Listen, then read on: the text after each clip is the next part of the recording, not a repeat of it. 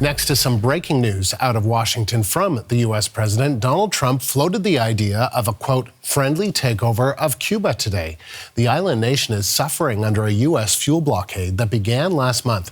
The CBC's Katie Nicholson joins us live from Washington. So, Katie, what exactly did Trump say? Yeah, so this is building on that speculation that after Venezuela, could Cuba be next? It's roughly like 2 months after the U.S. military swooped into Venezuela and captured President Maduro and the First Lady to stand trial in New York. So what we heard today from the U.S. president, he floated the idea of, quote, a friendly takeover of Cuba. Here's a little bit of what the U.S. president said.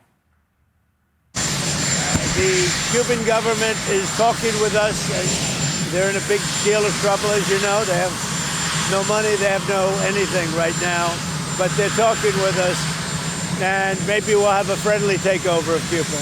They're doing very badly, they're failing. Cuba right now is, to put it mildly, a failing nation, and I've been hearing about Cuba. I said before, since I'm a little boy, I've been hearing about Cuba, and everybody wanted to change, and I can see that happening. Marco Rubio is dealing on it, and at a very high level. And, you know, they have no money, they have no oil, they have no food. And it's really right now a nation in deep trouble, and they want our help. Of course, one of the reasons that Cuba is doing so poorly right now, its vulnerability after changes in Venezuela. They had strong national ties, and Cuba basically dependent for years on Venezuelan oil. That stopped after January 3rd.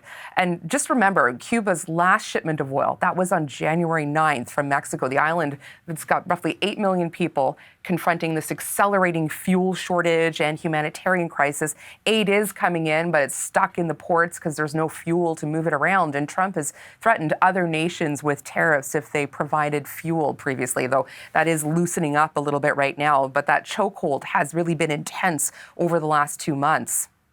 And Katie, Trump referenced U.S. Secretary of State Marco Rubio in his remarks. What has Rubio said about Cuba? Well, you know, yeah, there's been a lot of reporting that Marco Rubio has been in talks with the grandson of Cuba's aging leader, Raul Castro, throughout the sort of mounting pressure campaign. Rubio has really said little about this reporting. He was asked about it 2 days ago. But in a Senate hearing in January, he sort of laid the rhetorical groundwork for regime change if Cuba doesn't free political prisoners or allow for a free press or doesn't hold elections. And just 2 days ago, Rubio again refused to talk about the conversations that he's allegedly having, but he reiterated to reporters that he thinks Cuba needs to change dramatically. He pointed to mass migrations, and he said that the system's in collapse and they need to make dramatic reforms. Of course, Rubio has long had an interest in changing Cuba. He's the son of Cuban exiles. This has been something he's been vocal about his entire political career, and he has been continuously voicing demands on democratic freedom and free markets. The timing of this is, of course, interesting because we see so much military buildup in the Middle East, and here we are talking about Cuba.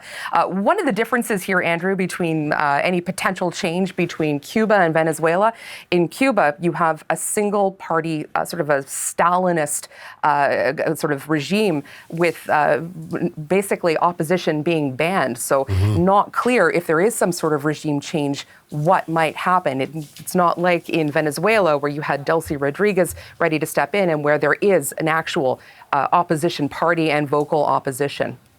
Katie, thank you. The CBC's Katie Nicholson live in Washington.